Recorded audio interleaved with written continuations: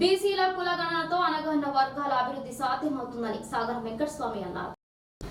సమాజంలో వెనుకబడిన తరగతులను గుర్తించడానికి వారు వెనుకబాటుతనాన్ని రూపుమాపడానికి అసెంబ్లీలో రాష్ట్ర ప్రభుత్వం చేపట్టిన కులగణన అభినందనీయమని బ్లాక్ కాంగ్రెస్ అధ్యక్షులు సాగరం వెంకటస్వామి అన్నారు. ఈ సందర్భంగా ఆయన మాట్లాడుతూ జనాభా దుమాషాలో రిజర్వేషన్లు పెంచడానికి వెనుకబడిన తరగతుల సమకాలీన అంశాల పరిష్కారానికి ఎంతో ఉపయోగపడుతుందని, దేశంలోనే తెలంగాణ ప్రభుత్వం ముఖ్యమంత్రి రేవంత్ రెడ్డి, ఉప ముఖ్యమంత్రి బట్టి విక్రమార్క, బీసీ సంక్షేమ శాఖ మంత్రి పొన్నం ప్రభాకర్, ఇతర మంత్రులు కలిసి బీసీల అభ్యున్నతికై ఒక సాహసోపేతమైన నిర్ణయాన్ని తీసుకున్నారని, బీసీ సమాజంలో కాంగ్రెస్ పార్టీకి మంచి గుర్తింపు వస్తుందని ఆయన అన్నారు. గతంలో ఉన్న ప్రభుత్వాలు బీసీ కులగణన పట్టించుకోలేదని, కులగణన చేయడం వలన వెనుకబడిన, ఇప్పటి వరకు నిర్లక్ష్యానికి గురి కాబడిన అట్టడుగు వర్గాలకు న్యాయం జరుగుతుందని ఆయన అన్నారు. ఈ కార్యక్రమంలో ఆయన వెంట కాంగ్రెస్ పట్టణ ప్రధాన కార్యదర్శి కనికరపు రాకేష్, కూరగాయల కుమరయ్య, వనపర్తి శంకర్ ఉన్నారు.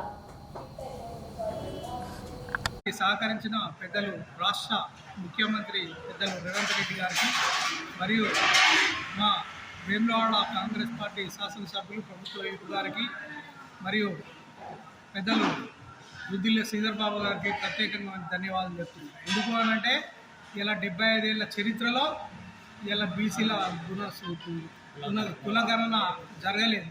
కాబట్టి పెద్దలు అగ్రనేత రాహుల్ గాంధీ గారు మొన్నటి అసెంబ్లీ ఎలక్షన్లో చెప్పడం జరిగింది, కేంద్రంలో అధికారం వస్తే తప్పకుండా కులగణన చేస్తాం, బీసీ సంక్షేమం కోసం ప్రతి వర్గాలను ముందుంచే విధంగా, ప్రతి రంగంలో ముందుంచే విధంగా తీసుకొస్తామని పెద్దలు రాహుల్ గాంధీ గారు చెప్పడం జరిగింది. వారి ఆశయ సాధన కోసమే మొన్న మన రాష్ట్ర అసెంబ్లీలో ఏకగ్రీవంగా తీర్మానం చేయడం జరిగింది.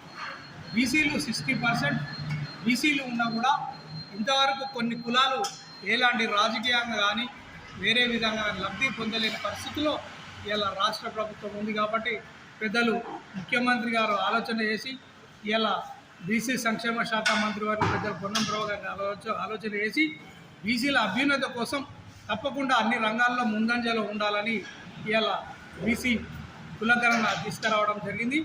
దానికి పూర్తిగా మద్దతు ఇచ్చిన ప్రతి ఒక్కరికి ఇలా ధన్యవాదాలు తెలుపుతూ, ఇది ఒక మార్పుగా, ఒక బీసీ ఐక్యతగా ఇలా ముందంజే విధంగా తీసుకొచ్చినందుకు పెద్దలు రాష్ట్ర ముఖ్యమంత్రి గారికి ప్రత్యేకమైన ధన్యవాదాలు తెలుపుతున్నాను.